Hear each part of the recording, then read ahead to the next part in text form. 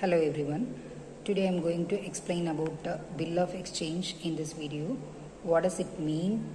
Bill of exchange means a written negotiable instrument that carries an unconditional order to pay a specified sum of money to designated person or the holder of the instrument as directed in the instrument by the maker. So the bill of exchange is either payable on demand or after a specified term.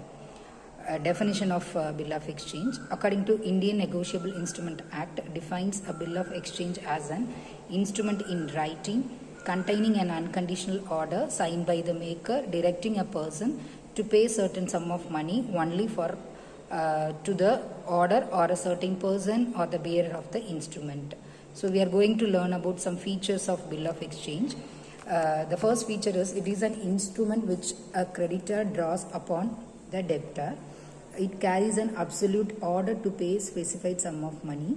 Then the sum is payable to the person whose name is mentioned in bill or any other person or the order of drawer to the bearer of the instrument. It requires be stamping. Every bills must be stamped. It contains date by which the sum should be paid to the creditor. So these are all the features of bill of exchange. Then we are going to learn about parties of bill of exchange. There are various parties which are involved in the transactions of bill of exchange. The first one is drawer, then drawee, and then payee. The drawer means a person who makes the bill or who gives the order to a certain sum of money is drawer. Drawee is a person who accepts the bill of money, who is directed to pay a certain sum is called drawee. Then payee is the person who receives the payment is called the payee, who can be designated person or the drawer himself. Oh, these are all the persons involved in bills of exchange. Then advantages. What is the advantage that we get from this bill of exchange? We are going to learn that one by one. Legal relationship. When we enter into the contract of bill of exchange, we can get the legal relationship. Issuing bills of exchange provides a framework which converts established a legal relationship between the seller and the buyer. Then the terms and conditions. Bill of exchange contains all the terms and conditions of the payments, which means the amount of bill, the date of payment, place of payment, interest to be paid, everything has to be mentioned. The third advantage is mode of credit. Bill of exchange has been defined as a negotiable instrument under the Negotiable Instrument Act 1981.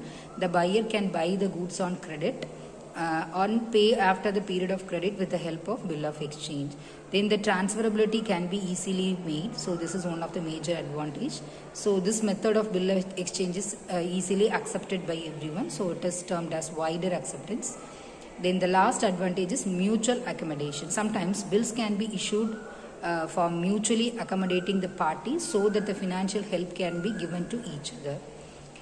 So this is the advantages. Now we are going to learn about types of bill of exchange. There are so many types of bill of exchange. We are going to learn one by one. The first bill is called documentary bill. Under this kind of bill, which is accompanied by supporting document which confirm the authenticity of the trade or the transaction. So it is called as documentary bill. Demand bill means a bill which is payable only on demand. Usance bill is called as a bill. Time bill, it is also known as time bill, which means it is the bill which has specifically mentioned the time period for the payment on it. So the time is mentioned in the bill, so it is called as usance bill. Then inland bill is also next type of bill is inland bill. It is a bill drawn in India and payable only in India, or it is also termed as drawn by Indian resident table. The next type is clean bill.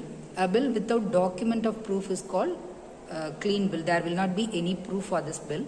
It is known as clean bill. Then foreign bill. A bill of exchange bound to be paid outside India is called foreign bill. Then export bill. Any bill drawn for outside India, which is usually drawn by an exporter, is called exporter bill. Import bill is also known as import bill. A bill which is drawn outside India by an exporter is called import bill. Accommodation bill. Whenever a bill is accepted or drawn or endorsed, regardless of any condition, it is termed as accommodation bill. Then the last type of next type is trade bill. It is a bill which is drawn for the purpose of trade other transaction is termed as term bill. So trade bills are common in case of international trading. Mostly during international trade, this trade bill is used. Then supply bills are there. When a bill is drawn on government department by a supplier or a contractor, it is termed as supply bill.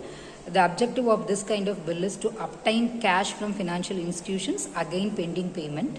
Then fictitious bill, a bill which is in the name of either of the party, that is drawer or both are fictitious, so it is termed as fictitious bill.